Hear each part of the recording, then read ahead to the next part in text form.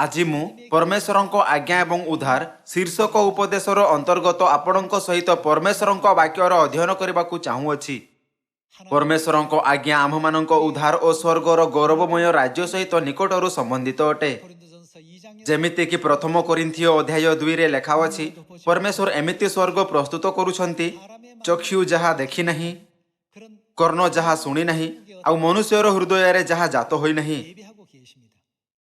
जेहेतु आम्हे मनुष्य हेबा कारणरू आत्मिक दुनिया को देखिबारे असमर्थ अटु, एथिपई यह स्वाभाविक अटे कि आममानंक पाखरे अदृश्य वस्तु प्रति दुर्बल इंद्रिय एवं धारणा अछि। एही कारण हेतु गोटिए दिन आम्भे पवित्र आत्मा द्वारा गभीर भावे प्रेरित होइथाउ एवं परमेश्वरंक वाक्य माध्यम रे अदृश्य दुनिया को देखिबारे सक्षम होइथाउ। मात्र 2 वा 3 दिन पर आम्भे शीघ्र यह भूली जाऊ कि आम्भकू केउ विषय गभीर भावे प्रेरित करी अछि, कारण आम्भे यही दुनियार वस्तु द्वारा विचलित हो जाऊ। यह एक एमिति प्रक्रिया अटे जहा क्रमागत भाव रे पुनरावृत्ति करिथाए। समस्त लोक एही पृथ्वीर वस्तुगुड़िक वास्तव रे अस्थायी अटे, जहा तृण एवं सकाळर काकर समान होइथाए, जहा केवल एक क्षण निमंते रहिथाए, किंतु सूर्य उदय हेबा क्षणी शीघ्र अदृश्य हो जाए। आम्भकू सर्वदा मने रखिबा उचित कि आम्भे यही प्रकार जीवन यापन करुअछु। तेबे कोण आम्भे यही अस्थायी और क्षणिक जीवन पई बंचिबा उचित बा अनंत काल निमंते बंचिबा उचित? आम्भकू यह विषय रे भाबिबा उचित। जदि आम्भे परमेश्वर को केवल एथिपई खोजुअछु कि यही दुनिया रे रहिबा समय रे आम्भमानंक सम्मुखरे आसुथिबा समस्यार समाधान होई जिवो, तेबे मोर मानिबा अटे जे आम्भकू आपणा विश्वासर जीवनर दिगरे परिवर्तन करिबार आवश्यकता अछि। निसंदेह जेबे आम्भे कौनसी असुविधार सम्मुखीन करिथाउ, तेबे आम्भे परमेश्वरंको ठारू साहाय्य मागिथाउ, किंतु आम्भमानंक विश्वासर जीवनर केवल यही उद्देश्य हेबा उचित नुहे। आममानंक लक्ष्य अनंत स्वर्गर राज्य अटे जहाकू परमेश्वर प्रस्तुत करिछंती। परमेश्वर आममानंक मूल स्थिति को पुनस्थापन करिबाकू प्रतिज्ञा करिछंती, जहा आममानंकू परमेश्वरंक सेवा करुथै एवं आशीर्वाद और खुशी गुड़िकर आनंद नेउथै सदा सर्वदा पई बंचिबाकू सक्षम करिवो। आममानंक अनंत जीवन दिन प्रतिदिन आनंद और आशीर्वाद रे परिपूर्ण रहिबो, आउ सेठारे एही पृथ्वी परि कौनसी क्लांत दुख और जंत्रणा नथिबो। परमेश्वर आम्भमानंकू एमिति अनुग्रहमय समय देवार प्रतिज्ञा करिछंती। परमेश्वर कहंती कि आम्भे सर्वदा निमंते जीवित रहिबा। किछि लोक पचारि पारंती, जदि आम्भे प्रतिदिन कौनसी कार्य करुथै सर्वदा निमंते बंचिबा, तेबे कण यह विरक्तकर हेबो नाही? यह केबे मध्ये विरक्तकर हेबो नाही। परमेश्वर कहंती कि से प्रतिदिन नूतन जिनिस सृष्टि करिवे। वर्तमान आम्भे समय और स्थान रे सीमित अछु, किंतु परमेश्वर आम्भमानंक निमंते जो दुनिया प्रस्तुत करुछंती ताहा सीमाबद्ध बा सीमित नुहे। यह आम्भमानंक कल्पना बाहरे अछि। यह वास्तव रे अद्भुत अटे। कोण आपण जानती कि स्वर्ग रे आम्भे माने केउ अभिव्यक्ति सबुठु अधिक मात्रा रे कहिबा?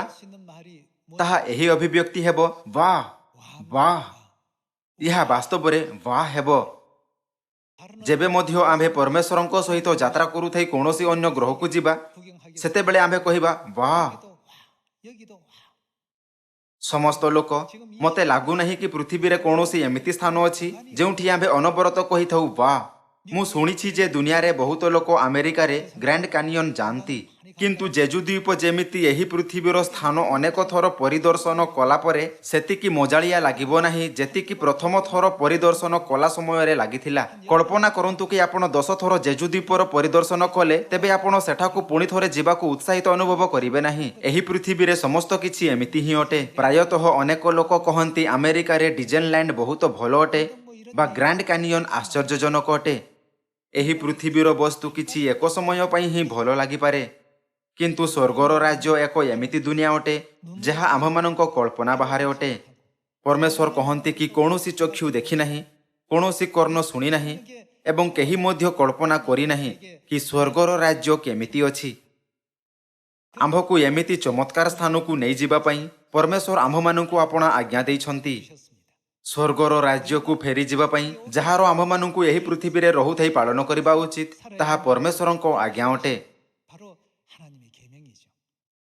आसंतु आम्भे गलातीय अध्याय 1 द्वारा पुष्टि करिबा कि परमेश्वरंक आज्ञा को पालन करिबा द्वारा ही आम्भे उद्धार प्राप्त करि परिबा एवं स्वर्गर अनंत राज्य रे प्रवेश करि परिबा। आसंतु आम्भे गलातीय अध्याय 1 पद 6 को जिबा। ଖ୍ରୀଷ୍ଟଙ୍କ ଅନୁଗ୍ରହରେ ଯେ ତୁମମାନଙ୍କୁ ଆହ୍ୱାନ କଲେ ତାହାଙ୍କଠାରୁ ତୁମେମାନେ ଯେ ଏଡ଼େ ଶୀଘ୍ର ବିମୁଖ ହୋଇ ଅନ୍ୟ ସୁସମାଚାର ପ୍ରତି ଅନୁରକ୍ତ ହେଉଅଛ, ଏଥିରେ ମୁଁ ଚମତ୍କୃତ ହେଉଅଛି। 여기 노라고 했습니다. ସେମାନଙ୍କୁ ପରମେଶ୍ୱରଙ୍କ ଅନୁଗ୍ରହରେ ଆହ୍ୱାନ କରାଯାଇଅଛି, ମାତ୍ର ସେମାନେ ଏତେ ଶୀଘ୍ର ପରମେଶ୍ୱରଙ୍କଠାରେ ବିମୁଖ ହୋଇ ଅନ୍ୟ ସୁସମାଚାର ପ୍ରତି ଅନୁରକ୍ତ ହୁଅନ୍ତି। ଏହା ଆଶ୍ଚର୍ଯ୍ୟଜନକ ବିଷୟ ଅଟେ। ଆମ୍ଭେ ଅନ୍ୟ ପ୍ରକାରର ସୁସମାଚାରକୁ ଶିକ୍ଷା କରିବା ଏବଂ ତାହାର ପାଳନ କରିବା ଦ୍ୱାରା ସ୍ୱର୍ଗର ଅନନ୍ତ ରାଜ୍ୟରେ ପ୍ରବେଶ କରିପାରିବା ନାହିଁ। ଏହି କାରଣ ହେତୁ ବାଇବଲରେ ଲେଖା ଅଛି ଯେ ଏଡ଼େ ଶୀଘ୍ର ବିମୁଖ ହୋଇ ଅନ୍ୟ ସୁସମାଚାର ପ୍ରତି ଅନୁରକ୍ତ ହେଉଅଛ, ଏଥିରେ ମୁଁ ଚମତ୍କୃତ ହେଉଅଛି। ଆସନ୍ତୁ ଆମ୍ଭେ ପଦ 7 ସହିତ ଜାରି ରହିବା। ତାହା ଅନ୍ୟ ସୁସମାଚାର ସୁଦ୍ଧା ନୁହେଁ, କେବଳ କେତେକ ତୁମ୍ଭମାନଙ୍କୁ ଅସ୍ଥିର କରୁଅଛନ୍ତି। ଏହାର ଅର୍ଥ କି ଲୋକମାନେ ଆମ୍ଭମାନଙ୍କୁ ଅସ୍ଥିର କରିବା ଓ ଆମ୍ଭମାନଙ୍କ ଉଦ୍ଧାର ନିମନ୍ତେ କିଛି ଅର୍ଥହୀନ ହେବାକୁ ଚେଷ୍ଟା କରୁଛନ୍ତି, ଯାହା ଆମ୍ଭମାନଙ୍କ ମନକୁ ଅଧିକାର କରିନିଏ ଓ ଖ୍ରୀଷ୍ଟଙ୍କ ସୁସମାଚାରକୁ ବିକୃତ କରିବାକୁ ଇଚ୍ଛା କରୁଅଛନ୍ତି। ଯେଉଁ ସମାଚାର ପରମେଶ୍ୱର ଆମ୍ଭମାନଙ୍କୁ ଶୁଣାଇଅଛନ୍ତି, ତାହା ସ୍ୱର୍ଗର ସମାଚାର, ଉଦ୍ଧାରର ସମାଚାର ଏବଂ ପାପ କ୍ଷମାର ସମାଚାର ଅଟେ, ଯାହା ଆମ୍ଭମାନଙ୍କୁ ଆନନ୍ଦିତ କରିଥାଏ। ଏହା ପ୍ରକୃତରେ ଶୁଭ ସନ୍ଦେଶ ଅଟେ। ଏହା ହିଁ ସୁସମାଚାର ଅଟେ। କିନ୍ତୁ ଏହା କହିଥାଏ, କେବଳ କେତେକ ତୁମ୍ଭମାନଙ୍କୁ ଅସ୍ଥିର କରୁଅଛନ୍ତି ଓ ଖ୍ରୀଷ୍ଟଙ୍କ ସୁସମାଚାରକୁ ବିକୃତ କରିବାକୁ ଇଚ୍ଛା କରୁଅଛନ୍ତି। ଆସନ୍ତୁ ଆମ୍ଭେ ପଦ 8 ସହିତ ଜାରି ରହିବା। କିନ୍ତୁ ଯେଉଁ ସୁସମାଚାର ଆମ୍ଭେମାନେ ତୁମମାନଙ୍କ ନିକଟରେ ପ୍ରଚାର କରିଥିଲୁ, ଯଦି ଆମ୍ଭେମାନେ କିମ୍ବା ସ୍ୱର୍ଗଦୂତ ହେଲେ ମଧ୍ୟ କେହି ତଦ୍ଭିନ୍ନ ଅନ୍ୟ ସୁସମାଚାର ପ୍ରଚାର କରେ, ଯଦିଓ ସ୍ୱର୍ଗରୁ ତେଜମୟ ପ୍ରକାଶ ପରିଧାନ କରି ଜଣେ ଦୂତ ତାହା ଶୁଣାଏ, 외에 ତେବେ ସେ ଶାପଗ୍ରସ୍ତ ହେଉ। 저주를 받을지어다 하고 했습니다. 여러분, ସମସ୍ତ ଲୋକ ଅଭିଶାପ କେଉଁଠି ହୋଇଥାଏ? 지옥에서 일어날 କ'ଣ ତାହା ନରକରେ ହୁଏ ନାହିଁ? ବାଇବଲ କହିଥାଏ କି ଯଦି କେହି ପରମେଶ୍ୱରଙ୍କ ଆଜ୍ଞାଗୁଡ଼ିକୁ ପରିତ୍ୟାଗ କରି ଅନ୍ୟ ସୁସମାଚାରର ପାଳନ କରେ, ତେବେ ନିଶ୍ଚୟ ସେମାନଙ୍କୁ ଶାପଗ୍ରସ୍ତ କରାଯିବ। କ'ଣ ଆପଣଙ୍କୁ ଲାଗେ କି ପରମେଶ୍ୱର ଆମ୍ଭମାନଙ୍କୁ ଭୟ ଦେଖାଇବା ଏବଂ ଧମକ ଦେବା ପାଇଁ ଏମିତି କହନ୍ତି? ନାହିଁ, କାରଣ ଏହା ସତ୍ୟ ଅଟେ। ଏଥିପାଇଁ ପରମେଶ୍ୱର ସେହି ଭାବବାଦୀମାନଙ୍କୁ ଯେଉଁମାନେ ପବିତ୍ର ଆତ୍ମା ଦ୍ୱାରା ପ୍ରେରିତ ହୋଇଥିଲେ, ଏହାକୁ ବାଇବଲରେ ରେକର୍ଡ କରିବାକୁ ଦେଲେ। ହଁ ନା? ପରମେଶ୍ୱର ଆମ୍ଭମାନଙ୍କୁ ସେହି ପଥ ଦେଖାଇଲେ ଯେଉଁଥିରେ ଆମ୍ଭମାନଙ୍କୁ କେବେ ମଧ୍ୟ ଚାଲିବା ଉଚିତ ନୁହେଁ। ଆତ୍ମିକ ଦୁନିଆର ସମସ୍ତ ବସ୍ତୁ ଆମ୍ଭମାନଙ୍କ ଖାଲି ଆଖିରେ ଦେଖାଯାଏ ନାହିଁ, କାରଣ ଆମ୍ଭେ ଶରୀରରେ ଅଛୁ। ଯେହେତୁ ତାହା ଦେଖାଯାଏ ନାହିଁ, ତେଣୁ ପରମେଶ୍ୱର ଆମ୍ଭମାନଙ୍କୁ ପ୍ରତିଦିନ ବାଇବଲ ଅଧ୍ୟୟନ କରିବା ଏବଂ ପ୍ରତିଦିନ ବାଇବଲର ଶିକ୍ଷା ଅନୁସାରେ ଜୀବନଯାପନ କରିବାକୁ କହନ୍ତି। ଯେବେ ଏହି କ୍ଷଣିକ ଜୀବନ ସମାପ୍ତ ହେବ ଏବଂ ଅନନ୍ତ କାଳର ସମୟ ଆରମ୍ଭ ହେବ, ତେବେ ଆମ୍ଭେ ଅନୁଭବ କରିବା କି ପରମେଶ୍ୱର ଆମ୍ଭମାନଙ୍କୁ ଏହି ଆଜ୍ଞା କାହିଁକି ଦେଇଛନ୍ତି ଏବଂ କାହିଁକି ଆମ୍ଭମାନଙ୍କୁ ଏହି ପଥରେ ଘେନି ଯାଆନ୍ତି। ସେହି ଦିନ ଅବଶ୍ୟ ଆସିବ। 알게 될 날들이 반드시 오게 될 것이다. ଏହି କାରଣରୁ ପରମେଶ୍ୱର କହନ୍ତି, କୌଣସି ଅନ୍ୟ ସୁସମାଚାର ନାହିଁ। ଏହି ତଥ୍ୟର ଅର୍ଥ ଏହା ଅଟେ କି ପରମେଶ୍ୱର କୌଣସି ଅନ୍ୟ ଉପାୟ ସ୍ଥାପିତ କରିନାହାନ୍ତି, 길을 하나님께 ଯାହାର ଆମ୍ଭେ ସ୍ୱର୍ଗକୁ ଯିବା ପାଇଁ ପାଳନ କରିପାରିବା। ହଁ ନା? ମାତ୍ର ସେଠାକୁ ପହଞ୍ଚିବା ପାଇଁ ଲୋକମାନେ ଆପଣା ଆପଣା ଉପାୟ ପ୍ରସ୍ତୁତ କରିବାର ଚେଷ୍ଟା କରନ୍ତି। ଯଦିଓ ଏହି ଲୋକମାନେ ପରମେଶ୍ୱର ନୁହନ୍ତି, ତଥାପି ମଧ୍ୟ ସେମାନେ ପରମେଶ୍ୱର ହେବାର ଦାବି କରନ୍ତି। ମୁଁ ସେହି ଅଟେ। ସେମାନେ ଏତେ ନିରର୍ଥକ କଥା କହନ୍ତି। ଆମ୍ଭକୁ କେବେ ମଧ୍ୟ ଏହି ଲୋକମାନଙ୍କ ପ୍ରତି ଆକର୍ଷିତ ହେବା ଉଚିତ ନୁହେଁ, ଆଉ ନାହିଁ ଏହି ଲୋକମାନଙ୍କ କଥାରେ ମୋହିତ ହେବା ଉଚିତ। ଆସନ୍ତୁ ଆମ୍ଭେ ପଦ 9 ସହିତ ଜାରି ରଖିବା। ଯେପରି ଆମ୍ଭେମାନେ ପୂର୍ବରେ କହିଅଛୁ, ସେହିପରି ମୁଁ ଏବେ ଆଉ ଥରେ କହୁଅଛି, ଯେଉଁ ସୁସମାଚାର ତୁମେମାନେ ଗ୍ରହଣ କରିଥିଲ, ତଦ୍ଭିନ୍ନ ଯଦି କୌଣସି ଲୋକ ଅନ୍ୟ ସୁସମାଚାର ତୁମମାନଙ୍କ ନିକଟରେ ପ୍ରଚାର କରେ, ତେବେ ସେ ଶାପଗ୍ରସ୍ତ ହେଉ। ମୁଁ କି ଏବେ ମନୁଷ୍ୟମାନଙ୍କର କିମ୍ବା ଈଶ୍ୱରଙ୍କ ପ୍ରିୟପାତ୍ର ହେବାକୁ ଜନି କରୁଅଛି, ଅବା ମନୁଷ୍ୟମାନଙ୍କୁ କି ସନ୍ତୁଷ୍ଟ କରିବାକୁ ଚେଷ୍ଟା କରୁଅଛି? ଯଦି ମୁଁ ଏବେ ସୁଦ୍ଧା ମନୁଷ୍ୟମାନଙ୍କୁ ସନ୍ତୁଷ୍ଟ କରୁଥାନ୍ତି, ତେବେ ମୁଁ ଖ୍ରୀଷ୍ଟଙ୍କର ଦାସ ହୁଅନ୍ତି ନାହିଁ। ଅନ୍ୟ ଶବ୍ଦରେ, ଯଦି ମୁଁ ଏହା କେବଳ ଲୋକମାନଙ୍କ ମଧ୍ୟରେ ଲୋକପ୍ରିୟ ହେବା ନିମନ୍ତେ କହିଅଛି, ତେବେ ମୁଁ ଖ୍ରୀଷ୍ଟଙ୍କର ଦାସ ହୁଅନ୍ତି ନାହିଁ। ମୁଁ ତୁମମାନଙ୍କୁ କେବଳ ତାହା ପ୍ରଚାର କରେ ଯାହା ମୁଁ ଶୁଣିଅଛି, ଦେଖିଅଛି ଏବଂ ପରମେଶ୍ୱରଙ୍କ ଠାରୁ ଶିଖିଅଛି। କ'ଣ ଏହି ପଦରେ ପ୍ରେରିତ ପାଉଲଙ୍କ କହିବାର ଏହି ଅର୍ଥ ନୁହେଁ? ଆମ୍ଭମାନଙ୍କ ପାଖରେ ସ୍ୱର୍ଗର ଅନନ୍ତ କାଳର ରାଜ୍ୟ ଅଛି। ସ୍ୱର୍ଗର ଗୌରବମୟ ରାଜ୍ୟରେ ଆମ୍ଭମାନଙ୍କୁ ନେତୃତ୍ୱ କରିବା ପାଇଁ ପରମେଶ୍ୱର ସେହି ସମସ୍ତ ପାପ ଓ ଅପରାଧ ଗୁଡ଼ିକୁ କ୍ଷମା କରିଛନ୍ତି, ଯାହା ଆମ୍ଭେ ସ୍ୱର୍ଗରେ କରିଥିଲୁ। 해 주셨습니다. 사해 주시고 ପରମେଶ୍ୱର ଆମ୍ଭମାନଙ୍କ ଆତ୍ମାକୁ ରକ୍ଷା କଲେ, ଯାହା ପାପ ମଧ୍ୟରେ ଘୁରି ବୁଲୁଥିଲା। ଶେଷରେ ଆମ୍ଭମାନଙ୍କୁ ସ୍ୱର୍ଗର ରାଜ୍ୟକୁ ଘେନିଯିବା ପାଇଁ ପରମେଶ୍ୱର ଆପଣା ନିୟମ ଓ ଆଜ୍ଞାଗୁଡ଼ିକୁ ସ୍ଥାପିତ କଲେ। କେବଳ ଯେଉଁମାନେ ସତ୍ୟର ନିୟମଗୁଡ଼ିକୁ ପାଳନ କରନ୍ତି, ସେମାନଙ୍କୁ ହିଁ ସେହି ଲୋକମାନଙ୍କ ରୂପେ ବିବେଚିତ କରାଯାଇପାରିବ, ଯେଉଁମାନେ ବାସ୍ତବରେ ଆପଣା ହୃଦୟରେ ପରମେଶ୍ୱରଙ୍କୁ ସ୍ୱୀକାର କରିଛନ୍ତି। ଏହି କାରଣରୁ ପରମେଶ୍ୱର ଆପଣା ଆଜ୍ଞାଗୁଡ଼ିକୁ ଆପଣା ଲୋକମାନଙ୍କ ପାଇଁ ଚିହ୍ନ ସ୍ୱରୂପେ ସ୍ଥାପିତ କଲେ। ଯେଉଁମାନଙ୍କ ପାଖରେ ପରମେଶ୍ୱରଙ୍କ ଆଜ୍ଞା ଅଛି ଓ ଯେଉଁମାନଙ୍କ ପାଖରେ ନାହିଁ, ସେମାନଙ୍କ ମଧ୍ୟରେ ସ୍ପଷ୍ଟ ପ୍ରଭେଦ ଅଛି। ଯଦିଓ ଆମ୍ଭେ ଶାରୀରିକ ରୂପେ ସେହି ଚିହ୍ନକୁ ଦେଖିପାରିନଥାଉ, କିନ୍ତୁ ସ୍ୱର୍ଗଦୂତଙ୍କ ଦୁନିଆରୁ ନଷ୍ଟକାରୀ ସ୍ୱର୍ଗଦୂତ ନିଶ୍ଚିତ ରୂପେ ଏହା ସ୍ପଷ୍ଟ ରୂପେ ଦେଖିପାରନ୍ତି। 실을 발견해낼 수가 있습니다. ଗାଲାତୀୟ ଅଧ୍ୟାୟ 1ରେ ଲେଖା ଅଛି, ମୋତେ ଆଶ୍ଚର୍ଯ୍ୟ ହୋଇଥାଏ କି ତୁମେ ଅନ୍ୟ ସୁସମାଚାର ପ୍ରତି ବିମୁଖ ହୋଇ ଅନୁରକ୍ତ ହେଉଅଛ। ପ୍ରେରିତ ପାଉଲଙ୍କ କହିବାର ଏହି ଅର୍ଥ ଥିଲା, ତୁମେ ସେହି ସତ୍ୟର ପାଳନ କରିବା ପରିବର୍ତ୍ତେ ଯାହା ତୁମେ ପରମେଶ୍ୱରଙ୍କ ଠାରୁ ପ୍ରାପ୍ତ କରିଅଛ, ସେହି ବସ୍ତୁର ପାଳନ କାହିଁକି କରୁଅଛ ଯାହା ପରମେଶ୍ୱରଙ୍କ ଶିକ୍ଷା ନୁହେଁ। ଯେବେ ମଧ୍ୟ ଆମ୍ଭେ ବାଇବଲର ବାକ୍ୟ ଉପରେ ଯାଞ୍ଚ କରିଥାଉ, ତେବେ ଆମ୍ଭକୁ ସର୍ବଦା ମନେ ରଖିବା ଉଚିତ କି ପ୍ରକାଶିତ ବାକ୍ୟ ଅଧ୍ୟାୟ 22 ପଦ 18ରେ କ'ଣ ଲେଖା ଅଛି। ପରମେଶ୍ୱରଙ୍କ ବାକ୍ୟରେ କିଛି ମଧ୍ୟ ଯୋଗ କର ନାହିଁ, ପରମେଶ୍ୱରଙ୍କ ବାକ୍ୟରେ କିଛି ଲୋପ କର ନାହିଁ। ଆସନ୍ତୁ ଆମ୍ଭେ ଏହି ମାମଲାକୁ ଆପଣା ମନରେ ରଖିବା। ଯଦିଓ ତାହା ଏକ ଜ୍ୟୋତିର୍ମୟ ସ୍ୱର୍ଗଦୂତ ହୋଇଥାଏ ଯାହା ଅନ୍ୟ ସୁସମାଚାରର ପ୍ରଚାର କରିଥାଏ, ଯଦି ସେ ଖ୍ରୀଷ୍ଟଙ୍କ ସୁସମାଚାର ବ୍ୟତୀତ ଅନ୍ୟ କୌଣସି ବିଷୟ ପ୍ରଚାର କରେ, ତେବେ ସେ ଅନନ୍ତ କାଳ ନିମନ୍ତେ ଶାପଗ୍ରସ୍ତ ହେବ। ଆମ୍ଭେ ପୁଷ୍ଟି କରିପାରିବା କି ପରମେଶ୍ୱର ଏହି ଚେତାବନୀ ଉପରେ ବାରମ୍ବାର ଜୋର ଦେଲେ। 우리 모두가 또 확인해야 되겠습니다. 자, 그렇다면 ତେବେ ପ୍ରଥମ ଚର୍ଚ୍ଚର ବିଶ୍ୱାସର ସମସ୍ତ ପୂର୍ବପୁରୁଷ ଖ୍ରୀଷ୍ଟଙ୍କ ସୁସମାଚାରରେ ଆପଣା ବିଶ୍ୱାସକୁ କେତେ ଦୃଢ଼ ଭାବେ ଧରି ରଖିଥିଲେ? 간직했을까? ଯେବେ ଆମ୍ଭେ ନୂତନ ନିୟମରେ ଲେଖା ହୋଇଥିବା ସମସ୍ତ ଅଭିଲେଖ ଗୁଡ଼ିକୁ ଦେଖିବା, ତେବେ ଆମ୍ଭେ ପୁଷ୍ଟି କରିପାରିବା କି ପ୍ରଥମ ଚର୍ଚ୍ଚର ସାଧୁମାନେ ଏହି ସୁସମାଚାରରେ ଆପଣା ବିଶ୍ୱାସ ସମ୍ପୂର୍ଣ୍ଣ ରୂପେ ରଖିଥିଲେ। ଆସନ୍ତୁ ଆମ୍ଭେ ଏଫିସିଓ ଅଧ୍ୟାୟ 2 ପଦ 19କୁ ଯିବା। ଅଧ୍ୟାୟ 2 ପଦ 19।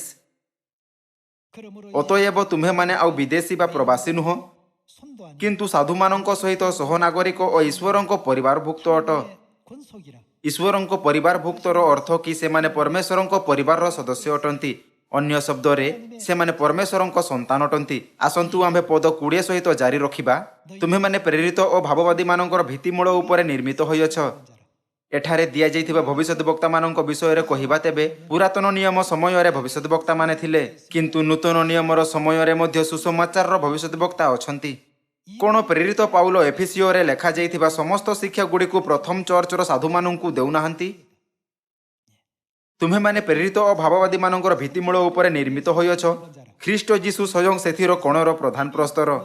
ତାହାଙ୍କଠାରେ ପ୍ରତ୍ୟେକ ଗୃହ ଏକତ୍ର ସଂଲଗ୍ନ ହୋଇ ପ୍ରଭୁଙ୍କଠାରେ ଗୋଟିଏ ପବିତ୍ର ମନ୍ଦିର ସ୍ୱରୂପେ ବୃଦ୍ଧି ପାଉଅଛି। 되어가고 너희 ତାହାଙ୍କଠାରେ ତୁମେମାନେ ମଧ୍ୟ ଈଶ୍ୱରଙ୍କ ଆତ୍ମିକ ନିବାସ ନିମନ୍ତେ ଏକତ୍ର ନିର୍ମିତ ହେଉଅଛ।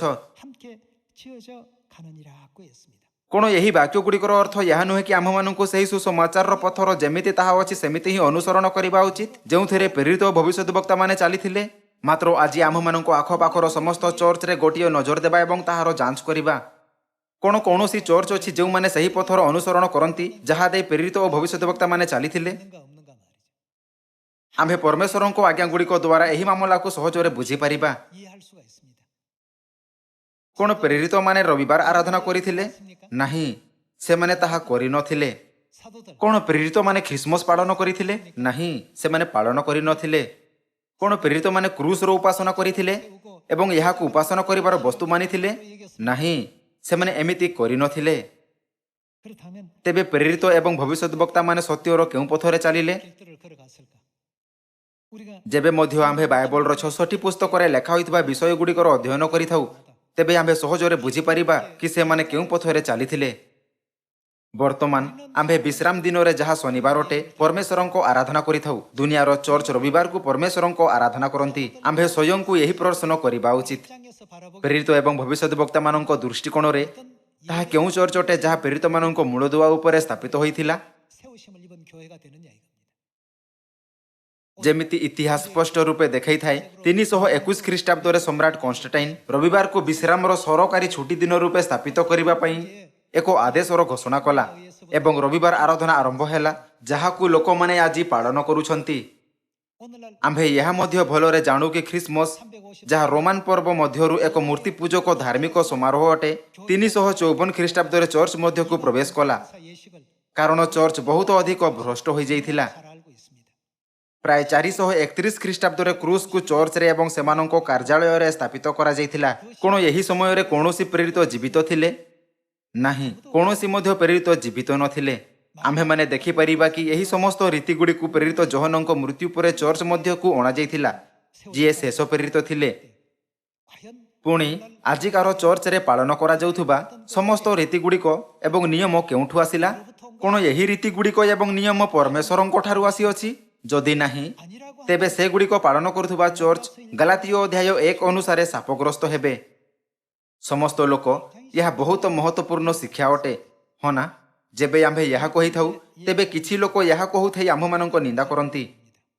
ପ୍ରେରିତମାନଙ୍କ ଯୁଗରେ ଆନସାଙ୍ଗଙ୍କ କୌଣସି ନାମ ନଥିଲା, ହଁ ନା? କ'ଣ ପ୍ରେରିତମାନଙ୍କ ଯୁଗରେ ସେମାନଙ୍କ ପାଖରେ ଏମିତି ଶିକ୍ଷା ଥିଲା? କ'ଣ ପ୍ରେରିତମାନଙ୍କ ଯୁଗରେ ସ୍ୱର୍ଗୀୟ ମାତାଙ୍କ ବିଷୟରେ ଶିକ୍ଷା ବିଦ୍ୟମାନ ଥିଲା? ସମସ୍ତ ଲୋକ, କ'ଣ ଏହି ଶିକ୍ଷା ସେହି ସମୟରେ ବିଦ୍ୟମାନ ନଥିଲା? ହଁ, ତାହା ଥିଲା। ଏହି ଶିକ୍ଷା କେଉଁଠି ବିଦ୍ୟମାନ ଥିଲା? ଯୀଶୁ ପ୍ରେରିତ ଯୋହନଙ୍କ ଦ୍ୱାରା ଏହି ଶିକ୍ଷାଗୁଡ଼ିକୁ ବୁଝାଇଲେ। 해놓으셨지요? ପ୍ରକାଶିତ ବାକ୍ୟ ଅଧ୍ୟାୟ 2 ପଦ 17 ଏବଂ ଅଧ୍ୟାୟ 3 ପଦ 12 ଦ୍ୱାରା ଖ୍ରୀଷ୍ଟ କ'ଣ କହିଲେ କି ସେ ଆମ୍ଭମାନଙ୍କୁ ଯୀଶୁ ନାମ ବ୍ୟତୀତ ଆଉ କେଉଁ ନାମ ଦେବେ? ଏହି ପ୍ରକାଶନ କେଉଁ ଯୁଗରେ ଦିଆଯାଇଥିଲା?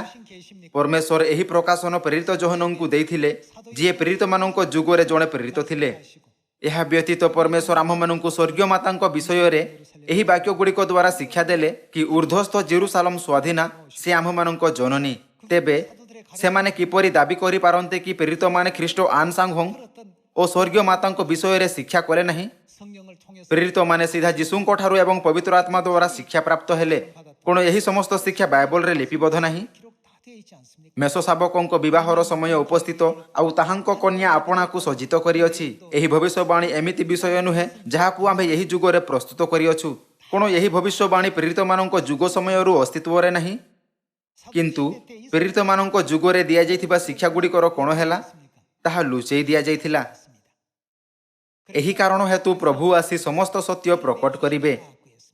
ପରମେଶ୍ୱର ପ୍ରେରିତ ଓ ଭବିଷ୍ୟଦ୍ବକ୍ତାମାନଙ୍କ ଦ୍ୱାରା ଆପଣା ସମସ୍ତ ଶିକ୍ଷାଗୁଡ଼ିକୁ ବାଇବଲର 66 ପୁସ୍ତକରେ ଲିପିବଦ୍ଧ କରାଇଲେ। ଅନ୍ୟ ଲୋକମାନେ ଶିକ୍ଷାଗୁଡ଼ିକୁ ଦେଖୁଥାଇ ଦେଖିପାରିବେ ନାହିଁ, ନାହିଁ ଶୁଣୁଥାଇ ଶୁଣିପାରିବେ ଏବଂ ନାହିଁ ତାହା ବୁଝିପାରିବେ। କିନ୍ତୁ ପବିତ୍ର ଆତ୍ମାଙ୍କ ଯୁଗରେ ପ୍ରଭୁ ଏହି ପୃଥିବୀକୁ ଆସିଲେ ଏବଂ ସେ ସେହି ସମସ୍ତ ସତ୍ୟକୁ ପ୍ରକଟ କଲେ ଯାହା ଅନ୍ଧକାରରେ ଲୁଚି ରହିଥିଲା, ହଁ ନା? 새 이름도 ସେ ଆପଣା ନୂତନ ନାମ ଓ ନୂତନ ଜେରୁସାଲମ ସ୍ୱର୍ଗୀୟ ମାତାଙ୍କ ସତ୍ୟକୁ ପ୍ରକଟ କଲେ। 다 드러내시고 ଯଦି ଲୋକମାନେ ଏହି ବିଷୟର ଦାବି କରନ୍ତି କି ଏହି ଶିକ୍ଷାଗୁଡ଼ିକ ପ୍ରେରିତମାନଙ୍କ ଯୁଗରେ ବିଦ୍ୟମାନ ନଥିଲା, ତେବେ ଦୟାକରି ସେମାନଙ୍କୁ ପଚାରନ୍ତୁ ପ୍ରେରିତ ଯୋହନ କେଉଁ ଯୁଗରେ ଥିଲେ? କିଏ ଯୀଶୁଙ୍କ ପ୍ରକାଶନ ପ୍ରାପ୍ତ କରି ପ୍ରକାଶିତ ବାକ୍ୟର ପୁସ୍ତକ ଲେଖିଲେ? କିଏ ଗାଲାତୀୟ ପୁସ୍ତକ ଲେଖିଲେ? ଦୟାକରି ସେମାନଙ୍କୁ ନିଶ୍ଚିତ ଏହି ପ୍ରଶ୍ନ ପଚାରନ୍ତୁ।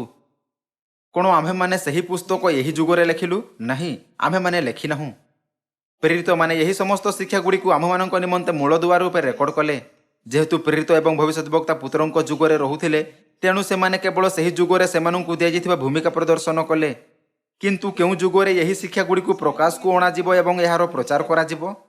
성령 କ'ଣ ପବିତ୍ର ଆତ୍ମାଙ୍କ ଯୁଗରେ ଯୀଶୁଙ୍କ ନୂତନ ନାମ ଅର୍ଥାତ୍ ଖ୍ରୀଷ୍ଟ ଆନସାଙ୍ଗଙ୍କ ପ୍ରକଟ ହେବା ଉଚିତ ନୁହେଁ? 등장하게 될 것이고 କ'ଣ ପରମେଶ୍ୱରଙ୍କ 6000 ବର୍ଷର ମୁକ୍ତି ଯୋଜନାର ଶେଷରେ ନୂତନ ଜେରୁସାଲମ ସ୍ୱର୍ଗୀୟ ମାତାଙ୍କ ସତ୍ୟର ଘୋଷଣା କରାଯିବା ଉଚିତ ନୁହେଁ? 아니겠습니까?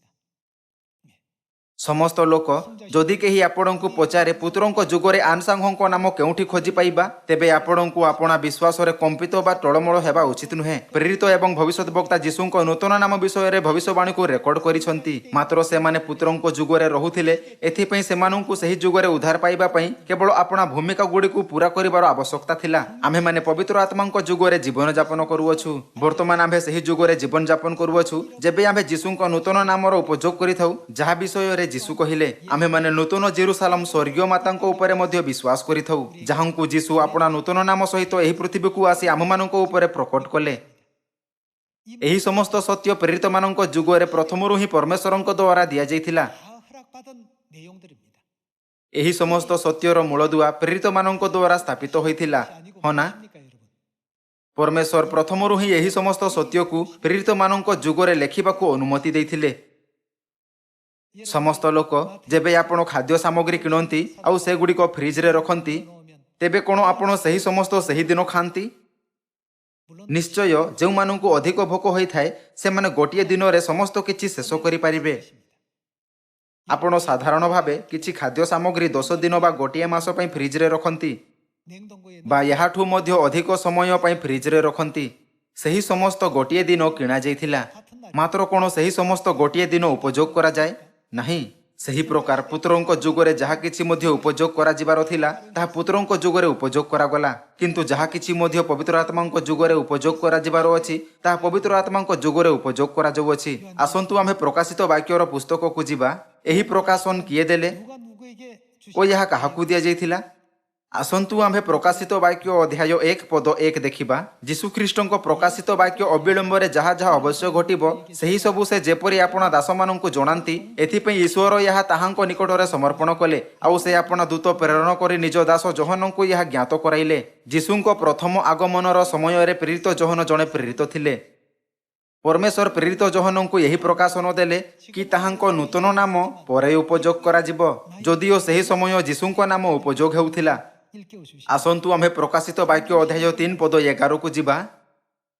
ପ୍ରକାଶିତ ବାକ୍ୟ ଅଧ୍ୟାୟ 3 ପଦ 11ରେ ଲେଖା ଅଛି, ଆମ୍ଭେ ଶୀଘ୍ର ଆସୁଅଛୁନ୍ତ, ତୁମ୍ଭର ମୁକୁଟକୁ ଯେପରି କେହି ହରଣ କରି ନ ନିଏ, ଏଥି ନିମନ୍ତେ ତୁମ୍ଭର ଯାହା ଅଛି ତାହା ଦୃଢ଼ ରୂପେ ଧରି ରଖ।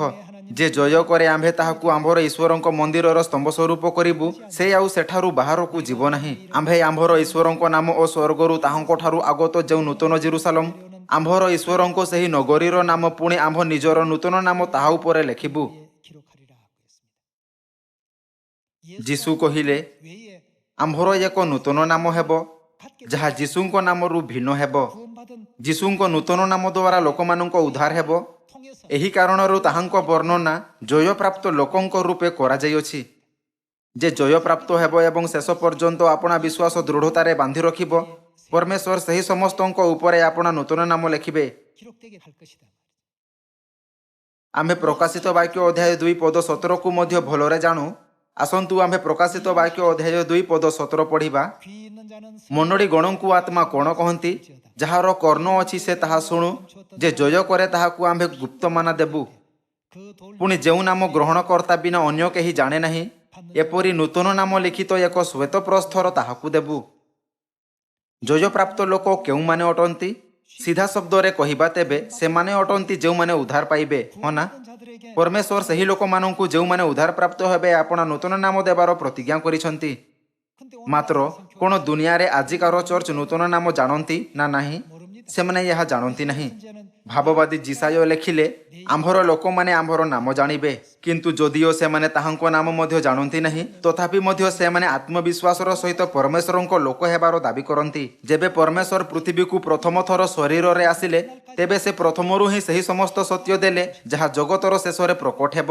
ଯେବେ ସେ ଦ୍ୱିତୀୟ ଥର ଆସିଲେ, ତେବେ ସେ ସମସ୍ତ ସତ୍ୟର ଅର୍ଥ ପ୍ରକଟ କଲେ। ଯେବେ ଆମ୍ଭେ ସଠିକ ଭାବରେ ବୁଝିଥାଉ କି ପରମେଶ୍ୱର ସମସ୍ତ ସତ୍ୟକୁ ପ୍ରକଟ କରିବେ, ତେବେ ଆମ୍ଭେ ଅନୁଭବ କରିବା କି କାହିଁକି ଆମ୍ଭେ ପିତା ପରମେଶ୍ୱର ଓ ମାତା ପରମେଶ୍ୱରଙ୍କ ଉପରେ ବିଶ୍ୱାସ କରିଥାଉ, କାହିଁକି ଖ୍ରୀଷ୍ଟ ଆନସାଙ୍ଘଙ୍କ ନାମରେ ପ୍ରାର୍ଥନା କରିଥାଉ ଏବଂ କାହିଁକି ଖୁସିରେ ସିଓନରେ ଆରାଧନା କରିଥାଉ। ଆମ୍ଭମାନଙ୍କ ଚର୍ଚ୍ଚ ପ୍ରେରିତମାନଙ୍କ ମୂଳଦୁଆ ଉପରେ ନିର୍ମାଣ କରାଯାଇଅଛି। କିଛି ସଦସ୍ୟ କହିପାରନ୍ତି, ମୁଁ ବିଶ୍ରାମ ଦିନ ଓ ନିସ୍ତାର ପର୍ବ ବିଷୟରେ ପ୍ରଚାର କରିବା ପାଇଁ ନିଶ୍ଚିତ ଅନୁଭବ କରେ, କିନ୍ତୁ ମୋ ପାଖରେ ପିତା ପରମେଶ୍ୱର ଓ ମାତା ପରମେଶ୍ୱରଙ୍କ ବିଷୟରେ ପ୍ରଚାର କରିବାର ଆତ୍ମବିଶ୍ୱାସ ନାହିଁ। ସମସ୍ତ ଲୋକ ଯାହା ଆମ୍ଭେ ପ୍ରଚାର କରିଥାଉ ତାହା ବାଇବଲରେ ଅଛି। ଆମ୍ଭେ ତାହା ପ୍ରଚାର କରିନଥାଉ ଯାହା ବାଇବଲରେ ନାହିଁ। ଆମ୍ଭକୁ ବାଇବଲର ସମସ୍ତ ସତ୍ୟକୁ ସେମିତି ହିଁ ପ୍ରକଟ କରିବାର ଆବଶ୍ୟକତା ଅଛି ଯେମିତି ତାହା ଅଛି। କ'ଣ ପିତା ପରମେଶ୍ୱରଙ୍କ ଏହି ପୃଥିବୀରେ ଆସିବା ବାଇବଲରେ ଲେଖା ନାହିଁ? ଏହା ସ୍ପଷ୍ଟ ରୂପେ ଲେଖା ଅଛି କି ଖ୍ରୀଷ୍ଟ ଆପଣା ନୂତନ ନାମ ସହିତ ଏହି ପୃଥିବୀକୁ ଆସିବେ। ବାଇବଲରେ ଲେଖା ଅଛି କି ଯେଉଁମାନେ ପରମେଶ୍ୱରଙ୍କ ପ୍ରତୀକ୍ଷା କରୁଛନ୍ତି ସେମାନଙ୍କ ଉଦ୍ଧାର ନିମନ୍ତେ ସେ ଦ୍ୱିତୀୟ ଥର ଦର୍ଶନ ଦେବେ। ମାତା ପରମେଶ୍ୱରଙ୍କ ବିଷୟରେ ଶିକ୍ଷା ମଧ୍ୟ ବାଇବଲରେ ଲିପିବଦ୍ଧ ଅଛି, ହଁ ନା? ଆସନ୍ତୁ ଆମ୍ଭେ ପ୍ରକାଶିତ ବାକ୍ୟ ଅଧ୍ୟାୟ 19କୁ ଯିବା। ଅଧ୍ୟାୟ 19 ପଦ 7। ଆସ ଆମ୍ଭେମାନେ ଆନନ୍ଦ ଓ ଉଲ୍ଲାସ କରୁ ଏବଂ ତାହାଙ୍କୁ ଗୌରବ ପ୍ରଦାନ କରୁ, କାରଣ ମେଷ ଶାବକଙ୍କ ବିବାହର ସମୟ ଉପସ୍ଥିତ, ଆଉ ତାହାଙ୍କ କନ୍ୟା କ'ଣ କରିଅଛି? ଆପଣାକୁ ସଜ୍ଜିତ କରିଅଛି। ସମସ୍ତ ଧର୍ମଶାସ୍ତ୍ରୀ ସ୍ୱୀକାର କରନ୍ତି କି ମେଷ ଶାବକ ଖ୍ରୀଷ୍ଟ ଅଟନ୍ତି। 인정하는 바입니다. ଏହାର ଅର୍ଥ କି ଖ୍ରୀଷ୍ଟଙ୍କ ବିବାହ ସମୟ ଉପସ୍ଥିତ ଆଉ ତାହାଙ୍କ କନ୍ୟା ଆପଣାକୁ ସଜ୍ଜିତ କରିଅଛନ୍ତି। ଅନ୍ୟ ଶବ୍ଦରେ କ'ଣ ଏହା ଏହି ବିଷୟର ପୁଷ୍ଟି କରେ ନାହିଁ କି ଖ୍ରୀଷ୍ଟଙ୍କ ପାଖରେ ଯେଉଁ ମେଷ ଶାବକ ଅଛନ୍ତି ଅବଶ୍ୟ ତାହାଙ୍କ କନ୍ୟା ହେବ? ସମସ୍ତ ଲୋକ ପ୍ରକାଶିତ ବାକ୍ୟର ପୁସ୍ତକ କେବେ ଲେଖା ହୋଇଥିଲା? ଏହା ପ୍ରେରିତ ଯୋହନଙ୍କ ଦ୍ୱାରା ପ୍ରେରିତଙ୍କ ଯୁଗରେ ଲେଖାଯାଇଥିଲା। ତେବେ ଯେହେତୁ ସ୍ୱର୍ଗୀୟ ମାତାଙ୍କ ବିଷୟରେ ଶିକ୍ଷା ପ୍ରେରିତ ଯୋହନଙ୍କ ଦ୍ୱାରା ଲେଖାଯାଇଥିଲା, ତେବେ ତାହା ଅବଶ୍ୟ ହିଁ ସତ୍ୟ ଅଟେ। ମେଷ ଶାବକ ଓ ତାହାଙ୍କ କନ୍ୟା ବିଷୟରେ ଭବିଷ୍ୟବାଣୀ ପବିତ୍ର ଆତ୍ମାଙ୍କ ଯୁଗରେ ଲେଖା ହୋଇନାହିଁ। ଯେଉଁ ଚର୍ଚ୍ଚ ପ୍ରେରିତମାନଙ୍କ ମୂଳଦୁଆ ଉପରେ ଛିଡ଼ା ଅଛି ତାହା ଚର୍ଚ୍ଚ ଅଫ୍ ଗଡ୍ ଅଟେ। ଏହି ବିଷୟ ଆମ୍ଭମାନଙ୍କୁ ଆତ୍ମବିଶ୍ୱାସର ସହିତ ଲୋକମାନଙ୍କୁ ଜଣାଇବା ଉଚିତ। 장차 오실 ପିତାଙ୍କ ଦ୍ୱିତୀୟ ଆଗମନ ବିଷୟରେ ଏବଂ ଶେଷ ଦିନରେ ପ୍ରକଟ ହେଉଥିବା ଜେରୁସାଲେମ ସ୍ୱର୍ଗୀୟ ମାତାଙ୍କ ବିଷୟରେ ଶିକ୍ଷା ସତ୍ୟ ଶିକ୍ଷା ଅଟେ, ଯାହା ପ୍ରଥମରୁ ହିଁ ପ୍ରେରିତମାନଙ୍କ ଯୁଗରେ ଦିଆଯାଇଥିଲା। 가르침입니다. ପ୍ରେରିତମାନଙ୍କ ଯୁଗରେ ପରମେଶ୍ୱର କେବଳ ନିସ୍ତାର ପର୍ବ ଓ ବିଶ୍ରାମ ଦିନ ବିଷୟରେ ହିଁ ଶିକ୍ଷା ଦେଲେ ନାହିଁ। 오늘날 ସେମାନେ ପିତା ଓ ମାତାଙ୍କ ବିଷୟରେ ମଧ୍ୟ ଶିକ୍ଷା ଦେଲେ ଯେ ଏହି ଯୁଗରେ ପ୍ରକଟ ହେବେ। ପିତା କହିଲେ, ମୁଁ ଯାଉଅଛି, କିନ୍ତୁ ମୁଁ ପୁଣି ଆସିବି। ଏହା ଲେଖା ଅଛି, ଯେଉଁମାନେ ତାହାଙ୍କ ଅପେକ୍ଷାରେ ଅଛନ୍ତି ସେମାନଙ୍କ ପରିତ୍ରାଣ ନିମନ୍ତେ ଦର୍ଶନ ଦେବେ। ଏବ୍ରିୟ ଅଧ୍ୟାୟ 9 ପଦ 27-28 ଲିଖିତ ବାକ୍ୟକୁ ପରମେଶ୍ୱର କେଉଁ ଯୁଗରେ ଦେଇଥିଲେ? 사도시대 때 କ'ଣ ସେହି ସମସ୍ତ ପ୍ରେରିତଙ୍କ ଯୁଗରେ ଦିଆଯାଇ ନଥିଲା? ଆସନ୍ତୁ ଆମ୍ଭେ ପ୍ରକାଶିତ ବାକ୍ୟ ଅଧ୍ୟାୟ 22 ପଦ 17 ପଢ଼ିବା। 성령과 ଆତ୍ମା ଓ କନ୍ୟା କହନ୍ତି, ଆସ। 오라 하시는도다. ଏଠାରେ ଆତ୍ମା ଓ କନ୍ୟା ମେଷଶାବକ ଓ ମେଷଶାବକଙ୍କ ଭାର୍ଯ୍ୟା ଅଟନ୍ତି, ଯାହାଙ୍କ ବିଷୟରେ ଆମେ ପ୍ରଥମେ ପ୍ରକାଶିତ ବାକ୍ୟ ଅଧ୍ୟାୟ 19 ପଦ 7ରେ ପଢ଼ିଥିଲୁ। ତ୍ରିଏକ ଅନୁସାରେ ଆତ୍ମା ପିତା ପରମେଶ୍ୱର ଅଟନ୍ତି ଏବଂ ପିତା ପରମେଶ୍ୱରଙ୍କ କନ୍ୟା ମାତା ପରମେଶ୍ୱର ଅଟନ୍ତି। ଆସ, ପୁଣି ଯେ ଶୁଣେ ସେ କହୁ ଆସ, ଯେ ତୃଷାର୍ଥ ସେ ଆସୁ, 원하는 자는 값없이 ଯେ ଇଚ୍ଛା କରେ ସେ ବିନା ମୂଲ୍ୟରେ ଜୀବନଦାୟକ ଜଳ ପାନ କରୁ। କିଛି ଲୋକ ଦାବି କରନ୍ତି କି ଏଠାରେ ବର୍ଣ୍ଣିତ କନ୍ୟା ଚର୍ଚ୍ଚ ବା ସାଧୁମାନଙ୍କୁ ଦର୍ଶାଇଥାଏ, କିନ୍ତୁ ଆସନ୍ତୁ ଆମେ ପ୍ରକାଶିତ ବାକ୍ୟ ଅଧ୍ୟାୟ 21କୁ ଯାଇ ଦେଖିବା କି କ'ଣ ସେମାନଙ୍କ କହିବା ସତ୍ୟ ଅଟେ। ଆସନ୍ତୁ ଆମେ ପ୍ରକାଶିତ ବାକ୍ୟ ଅଧ୍ୟାୟ 21 ପଦ 9 ପଢ଼ିବା। ତତ୍ପରେ ଯେଉଁ ସପ୍ତଦୂତ ଶେଷ ସପ୍ତ କ୍ଲେଶରେ ପରିପୂର୍ଣ୍ଣ ସପ୍ତପାତ୍ର ଧରିଥିଲେ, ସେମାନଙ୍କ ମଧ୍ୟରୁ ଜଣେ ଆସି ମୋତେ କହିଲେ, ଏଠାକୁ ଆସ, ମୁଁ ତୁମକୁ ସେହି କନ୍ୟା ଅର୍ଥାତ୍ ମେଷଶାବକଙ୍କ ଭାର୍ଯ୍ୟାକୁ ଦେଖାଇବି। ସେଥିରେ ସେ ମୋତେ ଆତ୍ମାରେ ଗୋଟିଏ ବୃହତ୍ ଓ ଉଚ୍ଚ ପର୍ବତକୁ ଘେନିଯାଇ ସ୍ୱର୍ଗଦୂତ ପ୍ରେରିତ ଯୋହନଙ୍କୁ କ'ଣ ଦେଖାଇଲେ? ପବିତ୍ର ନଗରୀ ଜେରୁସାଲେମକୁ ଦେଖାଇଲେ। ତାହା ସ୍ୱର୍ଗରୁ ଈଶ୍ୱରଙ୍କ ନିକଟରୁ ଅବତରଣ କରୁଥିଲା। ଧରି ନିଅନ୍ତୁ କି ମେଷଶାବକଙ୍କ ଭାର୍ଯ୍ୟା ସାଧୁମାନଙ୍କୁ ଦର୍ଶାଇଥାଏ, ତେବେ କ'ଣ ସାଧୁମାନେ ସ୍ୱର୍ଗରୁ ତଳକୁ ଆସିବା ସମୟରେ ପବିତ୍ର ଲୋକମାନଙ୍କ ରୂପେ ଆସିଥିଲେ? ଯେବେ ଆମ୍ଭେ ଏହି ପୃଥିବୀକୁ ଆସିଲୁ, ତେବେ ଆମ୍ଭେ ସମସ୍ତେ ପାପୀମାନଙ୍କ ରୂପେ ଆସିଲୁ, ପବିତ୍ର ଲୋକଙ୍କ ରୂପେ ନାହିଁ। ଏଥିପାଇଁ ଏହା କହିବା ବାଇବଲର ଶିକ୍ଷା ବିରୁଦ୍ଧରେ ଅଟେ କି ଭାର୍ଯ୍ୟା ଚର୍ଚ୍ଚ ବା ଚର୍ଚ୍ଚର ସଦସ୍ୟମାନଙ୍କୁ ଦର୍ଶାଇଥାଏ। ସମସ୍ତ ମାନବ ଜାତିକୁ ଅପବିତ୍ର, ପାପୀ ଏବଂ ଅବିନାଶୀ ପ୍ରାଣୀ ରୂପେ ଯେଉଁମାନେ ମୃତ୍ୟୁ ନିମନ୍ତେ ନିଯୁକ୍ତ ଅଛନ୍ତି ଏହି ପୃଥିବୀରେ ନିଷ୍କାସିତ କରାଯାଇଥିଲା। କିନ୍ତୁ ମେଷଶାବକଙ୍କ ଭାର୍ଯ୍ୟା କନ୍ୟା କିପରି ଆସନ୍ତି? କ'ଣ ବାଇବଲ ଏହା କହେ ନାହିଁ କି ମେଷଶାବକଙ୍କ ଭାର୍ଯ୍ୟା ପବିତ୍ର ରୂପେ ଆସନ୍ତି? ଏହା ଭବିଷ୍ୟବାଣୀ କରାଯାଇଅଛି କି ମେଷଶାବକଙ୍କ ଭାର୍ଯ୍ୟା କନ୍ୟା ନୂତନ ଜେରୁସାଲେମ ସ୍ୱର୍ଗୀୟ ମାତା ଏହି ପୃଥିବୀରେ ପ୍ରକଟ ହେବେ। ଆପଣ ସମସ୍ତଙ୍କ ସହିତ ବାରମ୍ବାର ସତ୍ୟ ବାକ୍ୟ ଉପରେ ଦୃଢ଼ ବିଶ୍ୱାସ ରଖିବା ପାଇଁ, ଯାହାକୁ ପରମେଶ୍ୱର ଆମ୍ଭମାନଙ୍କୁ ସିଓନରେ ଅନୁଭବ କରିବାକୁ ଅନୁମତି ଦେଇଛନ୍ତି ଏବଂ ଅନନ୍ତ ସ୍ୱର୍ଗର ରାଜ୍ୟ ନିମନ୍ତେ କେବେ ମଧ୍ୟ ଆଶା ନ ହରାଇବା ନିମନ୍ତେ କହୁଥାଇ ମୁଁ ଆଜିର ଉପଦେଶକୁ ସମାପ୍ତ କରିବାକୁ ଚାହୁଁଛି। ଆପଣଙ୍କ ବହୁତ ବହୁତ ଧନ୍ୟବାଦ।